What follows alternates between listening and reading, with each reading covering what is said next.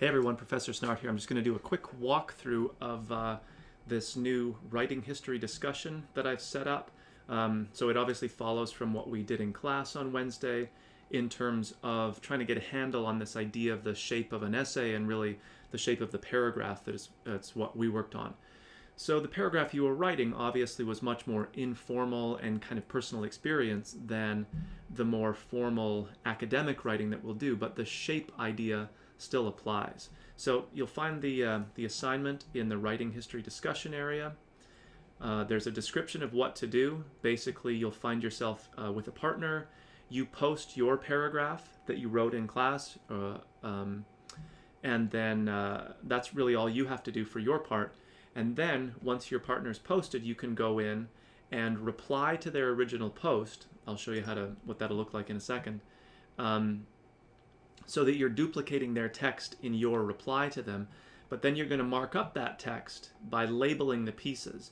And remember, we're using labels here, but you're wanting to think about how each of the pieces ends up kind of visually representing where a paragraph might start with its broadest statement, it narrows a bit, it provides those detailed examples, and then it concludes. So I did my own paragraph, and I even pulled the sentences apart.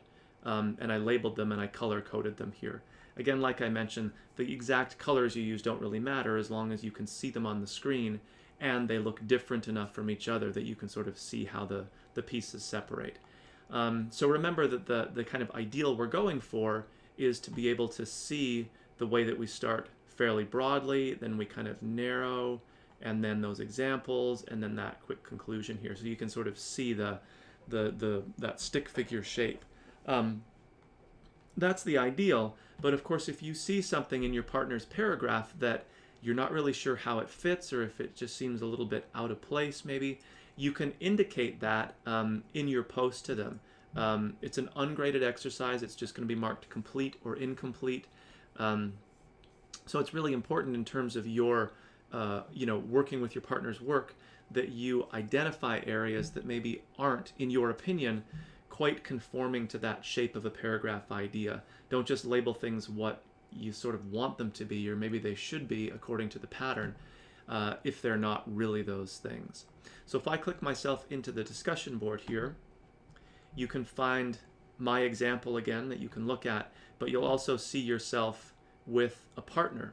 So if I were either Matthew or Michael, I would click in, and then to begin my own reply or post, I would reply to mine, and that's where I would post my own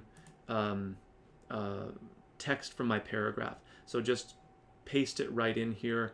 I mean, you could attach a file, I guess, but then the person has to manipulate the file. So it might be just as easy to post the text. Don't color code it yourself, just put it in there and then submit the post. And I'll cancel mine here. And then, once I'm the other person coming in and I do my own, I would see Matthew's or Michael's, and then I would reply to that, cut and paste the text, so I'm duplicating that text, and then go through that markup exercise that's described right here with the color coding.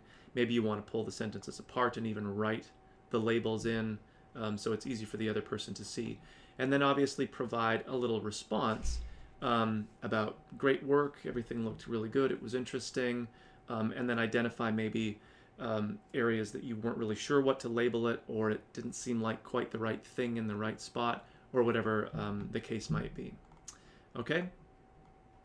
I will see everybody in class back on Wednesday then.